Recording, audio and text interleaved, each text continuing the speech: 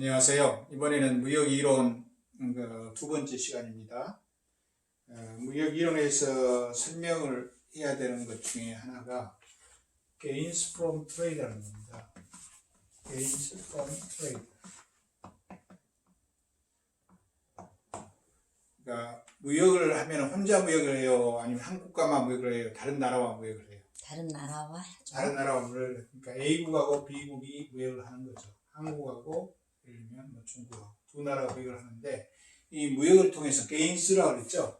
gains는 복수니까 A국도 이익을 보고 B국도 이익을 봐야 된다. 쌍방이 이익을 보는 거예요. 둘 다 이익을 보는 거예요. 그렇죠? 이것이 무역의 둘 다 이익을 보지 않으면은, 그러니까 한 나라가 이익을 보고 한 나라가 이익을 보고 한 나라가 손해를 보게 되면은 손해를 보는 나라가 이 무역을 하려고 안 할까? 안 할까? 안 하죠. 그러니까 지금까지 계속 무역이 이루어지고 있다는 것은 계속 둘이가 손해를 강제로 무역을 하는 것은 아니니까 반드시 두 나라가 동시에 이익을 보고 있어 왔다는 거죠. 근데 그 동시에 이익을 보는 논리를 설명하는 것이 아주 중요해요. 그렇죠? 예를 들면 여러분들이 축구나 이런 게임을 한다고 할 때 예를 들면 게임을 한다고 그럴 때 한국하고 일본하고 한다고 그래봐요. 한국이 2대0으로 이겼다. 그러면은 반드시 일본은 2대0으로 지죠. 그렇죠. 마이너스 2대0이 되고, 그래서 둘이 합하면은 제로가 되죠. 그러니까 이 합해서 제로가 된다는 것을 제로섬이라고 해요. 제로섬. 둘이 합해서 제로가 되니까 한쪽이 플러스면 한쪽이 마이너스. 한쪽이 이익을 보면은 한쪽이 손해를 보게 되죠. 그렇죠?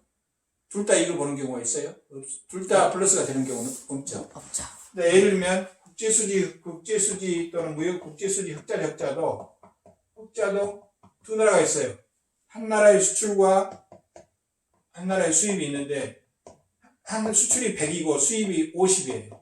그러면 여기가 플러스 흑자가 나죠.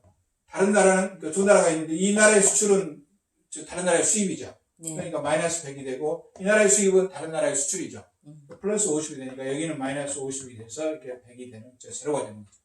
그러니까 무역도 흑자 적자만 가지고 이것이 이익이라고 생각하면은 동시에 이익이 생기지 않죠. 그렇죠? 하나 흑자 되면 하나, 그러니까 흑자가 이익이거나 적자가 손해거나 막 그런 것이 아니다. 그래서 이 제로가 되니까 이익이 생기잖아요. 이렇게 되면 이게 또 제로섬이 되는 거죠.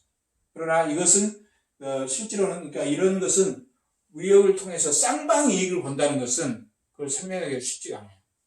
쌍방을 이익을 본다는 것은 그러니까 합쳐서 그것을 하지 않은 때에서 플러스 썸이 나와야 돼. 플러스 썸이 나와야 이익이 생기잖아요. 합치면 하지 않을 때, 무역을 하지 않을 때 위해서 둘이 하면은 훨씬 더 좋은, 둘 다 같이 이익을 나눠 가질 수 있는 뭔가가 생겨야만이 나눠 가지면은 플러스 썸이 생기는 거죠. 그걸 설명하는 것이 쉽지가 않다는 거예요. 그걸 설명하는 것이 gains from trade고, 사실은 이 이론이 경제학에서 가장 중요한 이론이고, 우리로 말하면 상생의 원리다. 상생의 원리다. 그러니까 어떻게 보면은 이 무역이라고 하는 것은, 내가 무역을 한다. 그 말은 다른 나라를 이익 보게 함으로써 내가 이익을 보는 것이, 다른 나라를 손해 보게 함으로써 이익을 보는 게 아니라 다른 나라가 이익을 보게 함으로써 내가 이익을 보는 거예요. 내가 다른 나라를 부자로 만들므로써 내가 부자가 되는 거예요. 그래서 그것이 상생의 원리인데, 어떻게 해서 이것이 가능한가? 어떻게? 이것은 너무나도 중요한 문제다. 어떻게 하면 이익이 가능한가? 어떻게 하면 이익이 가능한가?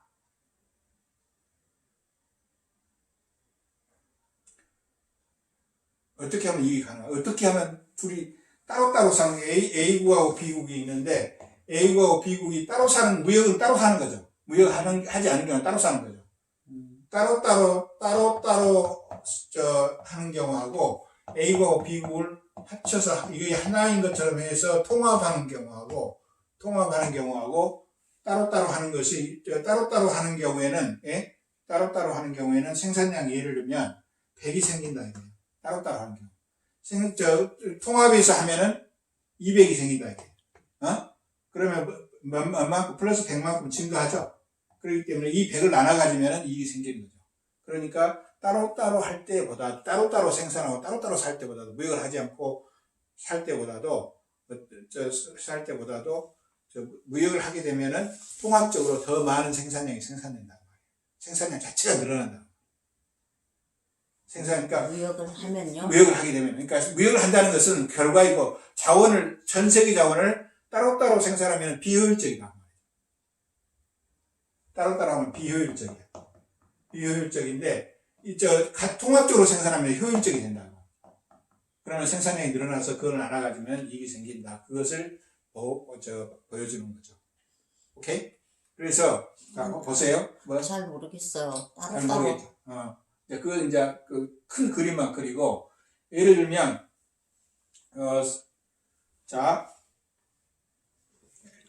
예를 들면, 아이템이 있어요.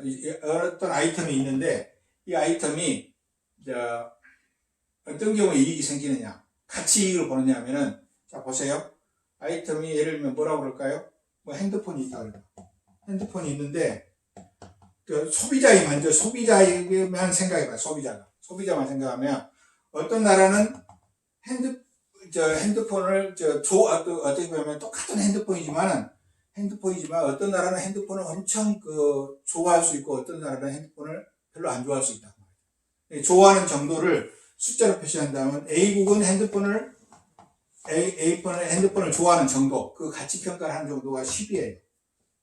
그러면 B국에서는 20이에요. 10이면 20이다 말이에요. 10이고 20이면은 서로 동일한 물건이에요. 동일한 물건에 대한 가치 평가가 다른 거예요. 그럴 수 있죠. 네. 모든 것의 가치 평가가 다르면은 A국에는 10이고 소비자가 20이면은, 그리고 A국에서는 10으로 평가하는데 B국에서는 20으로 평가해요. 그러면은 그 중간에 10하고 20 사이에 뭐가 있어요? 15가 있을 수 있죠. 15로 하면은 이 나라는 10으로 평가하는데 15로 해주겠다 그 말이에요. 평가를 해주겠다 그 말이에요. 그러면은 이 나라는 어떻게 되겠어요? 10을 하면은 10인데 15로 하니까 이놈은 국내에서는 15에 팔 수 있어. 근데 15로 누가 사준다는 사람이 있어. 그러면 이 나라는 팔겠어요, 안 팔겠어요? 팔겠죠. 근데 이 나라는 어떻게 돼? 이걸 20에 평가해요. 그러니까 여기가 여기는 팔려고 하는데 상대방이 살려고 하지 않으면 거래가 안 되잖아요. 근데 상대방이 이것을 20에 평가하고 있어. 근데 15에 살 수 있어. 그러니까 이놈은 여기는 살려고 그러죠. 그러니까 여기는 팔려고 그러고 여기는 살려고 그런다고.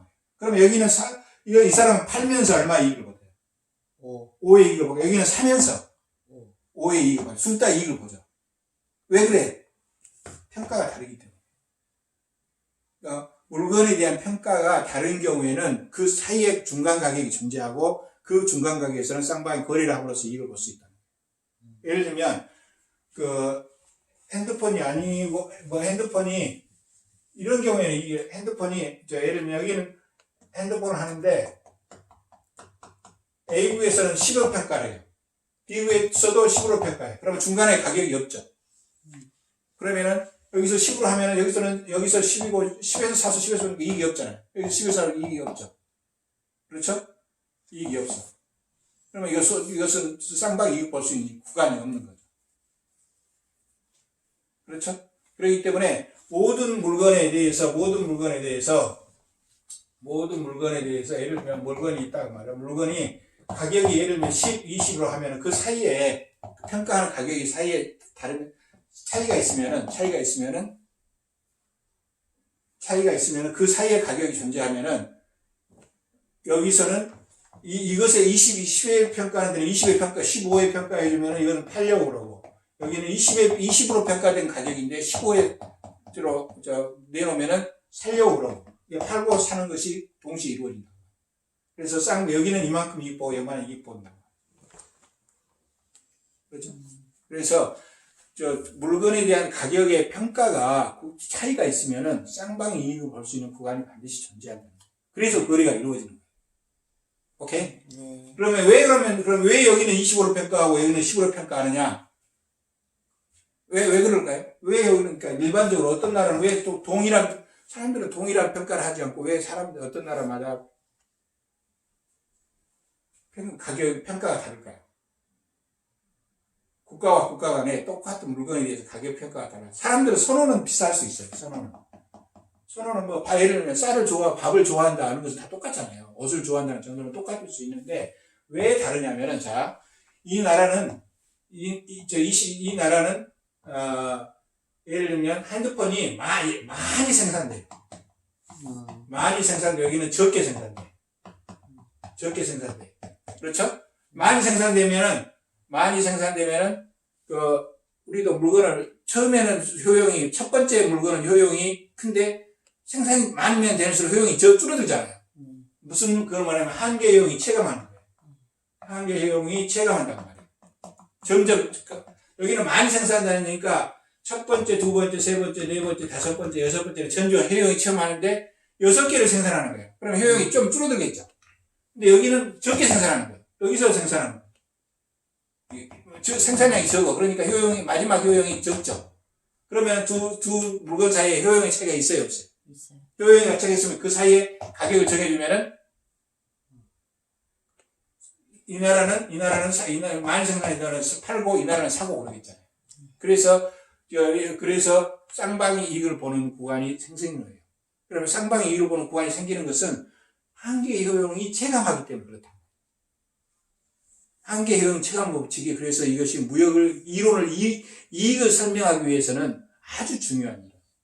쌍방이 이익을 본다는 거죠. 그러니까 우리나라는 핸드폰을 많이 생산해요, 적게 생산해요? 많이 생산하죠. 그러니까 우리나라에서 핸드폰을 평가하는 것은 많이 있으니까 핸드폰 하나를 평가하는 게 아니라 점점 핸드폰 효용이 줄어들죠. 근데 저기 아프리카 같은 데는 핸드폰이 적게 생산되잖아요. 만약에 핸드폰이 없다 그러면 핸드폰 가치가 얼마나 크겠어요? 엄청 크겠죠. 그러니까 거기는 적게 생산되기 때문에 효용이 적게 생산되는 그것에 대한 효용이 엄청 크단 말이에요. 그러면 효용 차이가 생기잖아요. 가치 차이가. 그러면 중간에 가격이 생산되잖아요. 그럼 그 중간 가격에서 쌍방이 이익을 보게 된다는 말이죠. 그래서 한계 효용 체감 법칙이라는 것을 우리는 보통 사람들은 이렇게 이야기해요. 무엇이 똑같은 물건이라도 소비를 많이 하면서 효용이 체감한다. 그걸 이야기하는 그게 한계 효용이라고 그러지만 사실은 한계 효용을 설정을 해야만 쌍방이 이익 본다는 것을 설명해 줄 수 있다. 왜? 그러기 때문에 나라마다 어떻게 보면 물건에 대한 가치평가가 달라진다. 그것이 무역을 일으키는 중요한 요인이 된다. 이해가 됐죠? 그래서 무역은 이렇게 한계효용이 무역을 하지 않을 때는 효용이 엄청 차이가 있어. 그러죠? 자, 우리나라에 석유 생산돼야 안 돼요. 그러니까 석유는 실제 무역을 안 한다면 석유 한 단위 가지는 효용이 얼마나 크겠어요. 근데 사우디아라비아는 석유가 많이 생산되죠. 자기 국내에서 쓰고 또 남아. 그럼 마지막 소비 한 단위에 대해서 효용은 너무 작죠. 그러면 우리는 너무 크고 거기는 너무 작은데 그 사이에 가격이 존재하겠잖아요. 가치가 존재. 그 사이 가격을 설정해주면 그쪽은 팔라고 그러고 그쪽은 가격이 적은데 그것보다 높게 평가해주니까 팔라고 그러고 우리는 가치가 엄청 높은데 내가 평가하는 가치보다 더 낮게 수입을 하도록 해주니까 나는 살라고 그러고. 그래서 사는 쪽과 파는 쪽이 동시에 이익을 본다. 오케이? 네. 그래서 무역을 통해서는 쌍방이 나라마다 부존량의 차이가 국가가 전라도 경상도는 석유를 생산하느냐 못하느냐가 별로 차이가 없죠.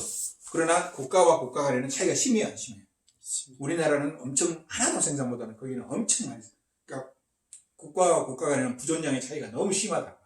그렇기 때문에 부존량의 차이가 심하기 때문에 무역을 하지 않으면은 가치평가가 동일한 물건에 대한 가치평가가 너무 차이가 있다. 그래서 그 중간값이 서로가 이익을 볼 수 있는 구간이 되는 거고 거기서 이익을 볼 수 있다는 거죠. 모든 물건이 다 그렇다는 거예요. 그러면 쌍방 이익 보는 것은 한계효용 체감 법칙이기 때문에 쌍방 이익을 본다. 이해가 됐어요? 네. 그 가치평가가 달라진다. 그러니까 한계효용 체감 법칙 때문에 가치평가가 또 동일한 물건에 대한 가치평가가 국가와 국가 간에 차이가 있다. 어떤 때는 높게 평가하고 어떤 때는 낮게 평가하고. 그 차이만 있으면 그 중간값이 형성된다. 그러니까 이 값이 사람마다 도 다르죠, 사실. 사람마다 다른데 이것이 크면 클수록 구간이 크면 클수록 이익 볼 수 있는 구간이 커지고 이익의 크기도 커지고. 그래서 무역은 국가와 국가 간에 여러 가지 부존량의 차이가 심하게 일어나기 때문에 무역을 통해서 이익을 볼 수, 쌍방이 같이 이익을 볼 수 있는 구간이 늘어난다고 합니다. 그래서 무역은 기본적으로 무역이라고 하는 것은 트레이드라고 하는 것은 쌍방이 이익을 보게 한다. 그것이 gains from trade 이론의 그 설명이에요. 왜 둘이 쌍방이 이익을 보지? 하는 것은 한계형 체감 법칙 때문에 그런다. 그렇죠? 네. 무역수지 예를 들면 돈 그 자체로 이야기하는 양으로 하면은 우리가 흑자면 적자죠. 다른 나라 우리나라 흑자면 다른 데 적자이기 때문에 흑자를 이익으로 보면은 우리는 이익 보면 다른 나라 손해 보는 거예요. 흑자로 보는 거, 흑자 적자는 진정한 이익이 아니에요. 왜냐하면 우리가 흑자를 본단 말이에요. 왜 흑자를 보면 이익이 아니다는 거예요. 왜 흑자는 이익이 아닐까요? 우리가 무역수지 흑자가 이익이 아니다는 것은 쉽게 말하면 뭐예요? 흑자는 이익이 아니에요. 이익이 아니에요. 왜? 적자는 손해가 아니에요. 이 용어가 좀 잘못된 거예요. 흑자라는 것은 달러가 많이 들어왔다는 거죠. 그럼 달러 대신 뭐가 나갔을까? 물건이 나갔기 때문에 달러와 물건은 동일한 가치 보는 거죠. 그러면은 단지 형태 변환이 이루어졌을 뿐이지, 형태 변환이 이루어졌을 뿐이지 우리가 이익 본 게 아니단 말이에요. 달러로 보면 이익이 됐죠. 그럼 물건이 나갔잖아요. 물건이 나가고 달러가 들어왔으니까 그걸 흑자로 본다? 돈의 입장에서는 돈이 들어왔다는 거지, 돈이 늘어났다는 거지, 물건이 나간 것은 지금 보지 않고 있잖아요. 그러니까 이것은 물건 관점에서 본 게 아니라 돈 관점에서 본 거다. 적자도 어떻게, 원래 적자가 더 좋은 거예요. 왜냐하면 물건이 들어왔잖아요. 물건이 들어오고 돈이 나갔잖아요. 물건은 내가 생산한 것보다 더 많은 물건이 생겼어. 그럼 물건 입장에서 보면 좋은 거지. 오히려 이익 본 거지. 돈 쪽에서 보면은 안 좋은 거고. 그러면 둘이 합쳐서 보면은 돈이고. 그 흑자 적자는 이익과 손해의 개념이 아니다. 흑자기 때문에 흑자 적자 가지고 이익 손해로 보면은 큰 착각을 일으킨다. 이름 자체가, 용어 자체가. 이해가 됐습니까? 네. 그래서 국제 무역이라고 하는 것은 무역의 이익은 수학 체감 법칙 때문에, 한계형 체감 법칙 때문에, 그러니까 동일한 물건이라도 부존량이 많으면 많을수록 가치를 적게 평가한다. 그것 때문에 부존량의 차이가 생기면은 가치에 대한 차이가 생기게 되고, 그것이 결국 무역을 일으키고, 그 무역을 통해서 쌍방이 이익을 본다. 쌍방이 이익을 본다. 알겠습니까? 네. 그래서 이게 gains from trade는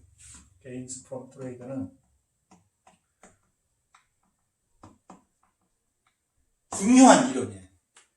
대부분 여러분들이 이 gains from trade를 공부하지 않기 전에는 대부분 여러분들은 무역도 하나의 게임이라고 볼 수 있거든요. 게임 할 때는 그 게임을 통해서 쌍방이 이익을 본다 이런 경우가 없어요. 다 어떻게 보면은 한쪽이 플러스가 되면 한쪽이 마이너스가. 축구, 농구, 모든 스포츠는 다 어떻게 돼요? 다른 사람을 울려서 내가 웃는 거잖아요. 그래, 안 해요? 내가 웃는데 같이 웃을 수 있어요? 같이 웃을 수 있냐고, 상대방하고. 같이 웃었죠. 내가 지금 이기면 그쪽이 지는 거고, 내가 웃으면 그쪽은 웃는 거고. 그러면 결혼은 뭘까요? 결혼이라는 것도 혼자예요, 둘이 해요? 둘이 해죠.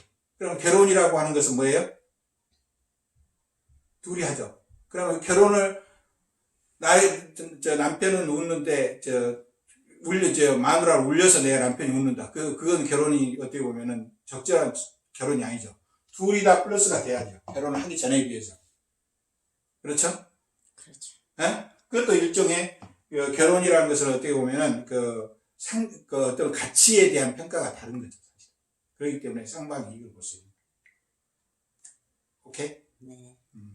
그래서 이 모든, 사실상 어떻게 보면 또 우리 주변에는 이게 쌍방이 이익 보는 것이 엄청나게 많아요. 쌍방이 이익 보는 게 많잖아요. 그렇죠? 예를 들면, 사장하고 종업원하고, 사장이 종업원을 고용하면은 사장도 있고 종업원도 있고는 거예요. 사장은 있고 종업원은 손해보는 거예요. 둘 다 이쁘죠. 둘 다 이쁘죠. 그렇죠. 둘 다 이쁘는 원리는 뭐예요? 어떻게 둘 다 이쁘냐? 그 원리가 이런 거다. 둘 다 원리가. 둘 다 이익 본다고. 자, 예를 들면, 의사하고 간호사가 있어. 누가 이익 보냐. 자, 의사하고 간호사가, 자, 직관적으로 한번 생각해봐요. 네? 다른 거 생각해보면, 의사하고 간호사하고, 수술하고,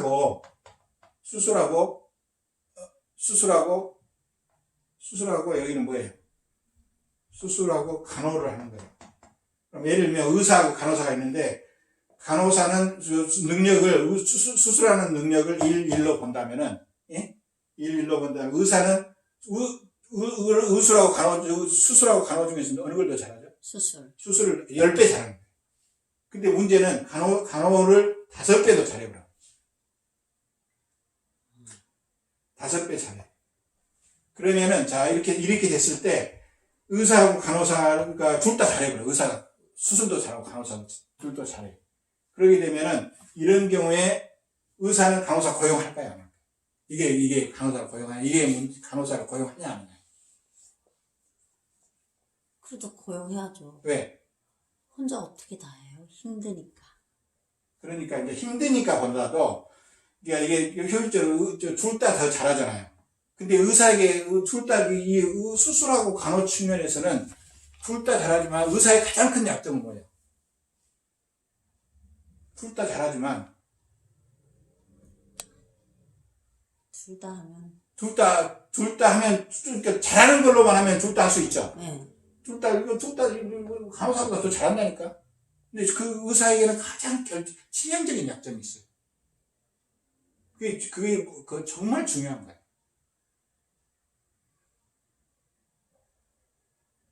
동시에 할 수 없어요. 그래서 시간 제약이 있다는 거예요. 그러니까 내가 예를 들면 간호 내가 잘한다 그러면 내가 간호를 해야겠다. 그럼 간호를 하게 되면은 간호사보다 간호는 잘하죠. 5배. 그러나 뭘 못해요? 수술을 못하니까 간호함으로써 5의 이익을 보는 거야. 수술을 못함으로써 몇 배의 손해를 봐. 10의 손해를 보니까 자기는 간호를 열심히 하면은 간호사보다 간호를 열심히 하면은 간호에서는 이익을 본다니까. 5배 효율적이죠. 근데 무엇을 못하게 돼? 수술을 못하게 돼. 수술하는 못함으로써 간호사보다 1시간을 여기다 수술을 쉬면 못하게 되잖아요. 차라리 간호를 안 해버리면 마이너스 5가 되죠. 수술을 하면 그 시간에 수술하면 플러스 10이 되죠. 그럼 이익이 된다. 왜? 시간 차이. 그래서 실제로는 의사하고 의사는 어떻게 보면은 경쟁을 하는 것이 이 사람하고 경쟁하는 게 아니에요, 사실. 이 사람하고 경쟁하는 게 아니라 자기 수술하고 간호를 수술하는 것하고 간호하는 것을 경쟁하는 거. 어느 걸 더 잘하냐? 어느 걸 더 잘해? 간호보다 수술을 잘하면은, 그러면 이렇게 되면은 둘 중에 하나만 해야 돼. 둘 다 잘하는, 이거 차이가 있으면. 차이가 있죠? 둘 중에 어느 걸 해? 수술을 해야죠. 수술만 하고 무엇을 하지 말아라. 그럼 간호는 뭐 하면 되는 거예요? 간호사한테 맡기라고. 그럼 간호사는 둘 다 못하죠. 그래도 간호를 할 수 있는 논리가 생긴다는 거예요. 그러니까 세상은 둘 다 잘해야만 그걸 하는 게 아니다는 말이에요. 응? 둘 다 잘하더라도 시간 제약이기 때문에 이거 한쪽만 하는 게 나고 이것만 한쪽만 하기 위해서 이쪽도 뭔가를 해야 되잖아요. 할 수 있잖아요. 그러니까 이것을 둘 다 이익을 보는 거예요. 그래서 이게 절대 우위란 말하고 비교 우위란 말이 있어요. 절대 우위하고 비교 우위란 말이 있어요. 이건 이제 중요한 건데, 절대 우위란 말은 이런 거예요. 그러니까 문제가 뭐냐면, 수술을 의사하고 간호사 중에 누가 잘하지? 그러면 문제가 절대 우위 문제예요. 그렇죠? 이게 절대 우위. 의사하고 간호사 중에서 수술을 누가 잘하지? 그러면 누가 잘해? 의사가 절대 우위에 있는 거예요.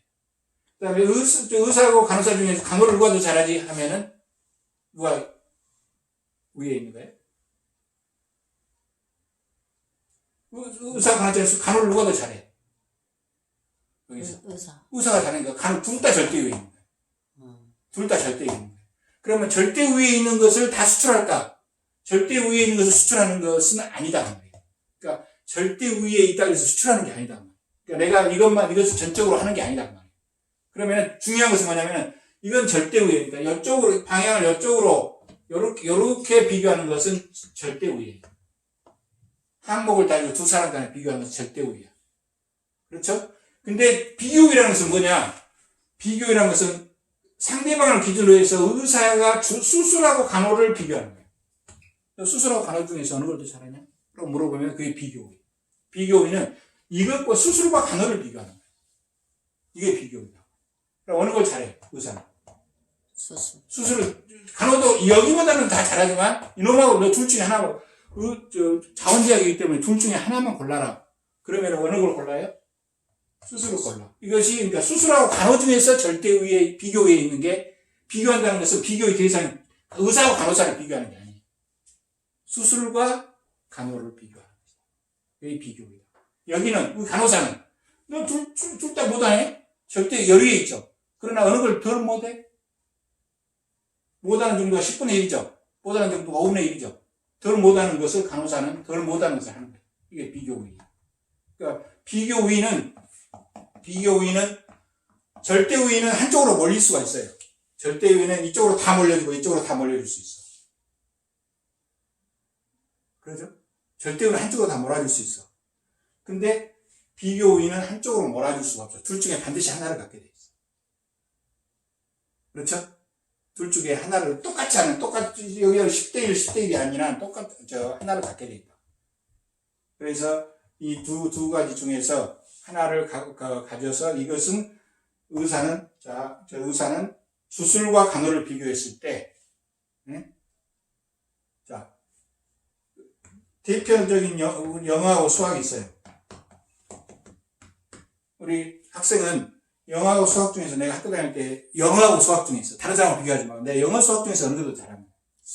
수학을 잘했죠. 그러면은 누구에 비해서 기준이 있잖아요. 다른 사람을 기준으로 했잖아요.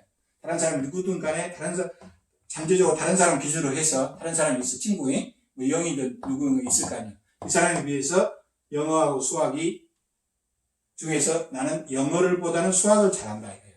그러면 이건 비교우위예요? 아니면 절대우위예요? 절대우위. 영어하고 수학 중에서. 비교우위. 비교우위죠. 그러니까 나는 수학에 비교우위가 있는 거예요. 그러면서 영어는 뭐예요? 영어는 비교 열리에 있는 거죠. 그러면 상대방은 어때요? 내가 기존에 상대방은 반대가 되죠. 상대방은 반대가 돼가지고 나는 내가 상대방을 기준으로 잡았으니까. 상대방에 비해서 몇 배 잡았어. 그래서 상대방은 내가 수학에 비교가 있으면 상대방은 영어에 반드시 비교가 있다. 알겠어요? 그래서 비교위가 되는 것은, 무역에서 비교위가 되는 것은 비교위 있기 때문에 한다는 말이에요. 내가 그것을 하고 다른 것은 포기해. 근데 한다는 것은 뭐예요? 이것을 국제에 수출한다는 말이에요. 생산해서 수출한다는 말이에요. 그러니까 비교 위에 있는 것은 수출해요.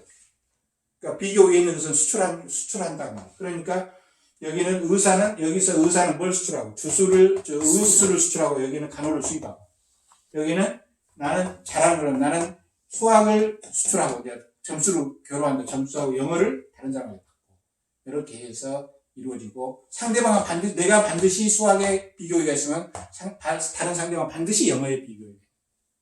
그렇죠? 이해가 돼요? 안 돼요? 돼요. 이해가 돼요. 그래서, 이제 이 논리가 엄청 중요한 게 있어요. 선진국하고 후진국이 있어요. 선진국과 후진국이 있으면, 농업하고 공업이 있어요. 공업이 있는데, 선진국하고 후진국 비교할 때, 후진국이 1위라면 선진국 공업을 잘해요. 선진국 공업은 100만큼 잘해요. 10배, 100배 잘해요. 농업도 잘할 수 있죠. 미국이 농업이 우리나라보다 좋잖아요. 선진국이지만. 50배 더 좋아. 그러면 선진국하고 후진국이 있을 때 여러분들은, 선진국하고 후진국이 있을 때, 둘 다 이렇게 비교하는 것은 무슨 의미예요? 절대우위에 비교해요. 절대우위죠? 여기도 절대우위죠? 네. 절대우위예요. 그러니까 둘 다 잘해요. 절대우위는 한쪽으로 몰릴 수 있어. 선진국만 잘하죠. 그러면 절대우위에 있는 것을 수출한다면 농업하고 공업을 어떻게 돼요? 다 수출해야 되죠. 그러니까 여기다 다 수출하게 되면 여기는 다 수입해야 되죠. 그러면 여기는 다 수입할 수 있어요, 없어요? 나중에 할 거. 이것은 무역이 불가능하다는 거예요. 근데 사실상 이게 무역이 가능해요. 그러니까 절대우위로 무역을 설명하면은 무역이 불가능한 상황이 생겨요. 그러나 비교우위로 설명하면 언제든지 anytime 언제든지 무역이 가능하다. 자 보세요. 자, 이걸로 비교합니다. 농업과 공업을 비교하는 거예요. 몇 배 잘해? 비교 대상 있죠. 우리는 몇 배 잘해 농업은? 50배. 공업은? 100배. 비교하는 것은 농업하고 공업을 비교해. 너 선진국한테 내 질문이 후진국보다 잘하냐 뭐냐 그건 묻는 게 아니야. 너는 농업하고 후진국에 비교해서 농업하고 공업 중에서 어느 걸 더 잘하냐. 둘 중에 하나를 고르라는 거예요. 그럼 어디가 골라? 공업. 공업을 고르면. 이것이 뭐예요? 농업에 비해서 비교해요. 후진국에 비해서 비교하는 게 아니라 농업에 비해서 비교해요. 후진국은 상대적으로 농업에 비교해요. 공업하고 둘 다 못하지만 이놈 두 개를 비교하면 그래도 농업이 낫다는 거예요. 그래서 농업에 비교가 있어요. 그래서 비교에는 반드시 하나씩 가지는 거예요. 그렇기 때문에 비교에는 수출하기 때문에 여기서 중요한 것은 수출할 품목이 없는 나라는 세상에 존재하지 않는다. 우리는 보통 무역 시간에 후진국은 모든 것에서 능력이 없기 때문에 수출할 물건이 없다고 생각하는데 수출할 물건이 없는 나라는 세상에 존재하지 않는다. 반드시 수출할 수 있는 물건이 뭔가는 있다는 거예요. 왜냐하면 이거 서로 선진국이 우리 의사가 좀 시간 제약이 없다면은 그게 가능해요. 무한대의 시간을 가지고 있다. 다 해버리면 되니까. 선진국도 자원의 제약이 있잖아요. 자원의 제약이 있기 때문에 둘 다 하는 것보다는 하나만 더 잘하는 것을 해주는 것이 더 낫다고 합니다. 자원 제약. 그렇기 때문에 후진국도 이쪽에서 포기하는 것을 해주면 이익을 볼 수 있다는 거예요. 그래서 쌍방이 이익을 보는 것이 무역 이론에 있어서 아주 중요한 것이고, 그래서 여기서 중요한 것은 무역은 쌍방 이익을 보는 것이다. 쌍방 이익을 보시고 무역을 하게 되면은 어떤 나라든지 후진국도 수출하는 어떤 후진국이라도 수출하는 물건이 반드시 존재한다. 그러니까 모든 면에서 열등하기 때문에 수출할 물건이 없다는 것은 말이 안 된다. 그건 절대우위적인 사고방식만 가졌기 때문에 그렇게 된다고. 그래서 인류가 발견해낸 가장 놀라운 개념 중에 하나가 비교우위라는 개념. 처음에 그렇게 생각한 사람이 한 사람도 없었어요.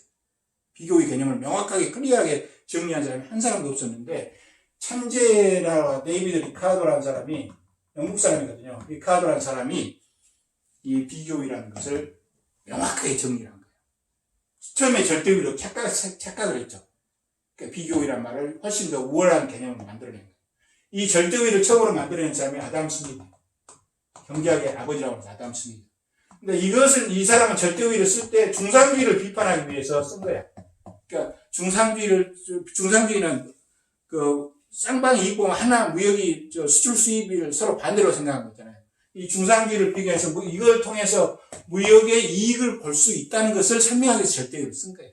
그렇지만 절대우위가 되는 경우에는 무역이 아주 불가능해버린 상황이 있을 수 있다. 그래서 비교우위라는 개념을 쓰면은 절대우위보다 훨씬 더 유용하고 그 다음에 무역을 통해서 쌍방 이익 볼 수 있다는 것을 명확하게 설명해 주는 거예요. 대부분 사람들은 거의 절대우위와 비교우위를 구별하지 못해요.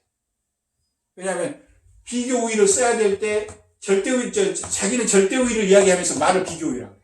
그러니까 의사가 간호사가 수술을 의사가 더 잘한다. 그래서 의사가 간호사에 비해서 비교해서 수술을 잘한다. 그래서 절대우위 비교우위에 있다. 그렇게 말을 하는 거다.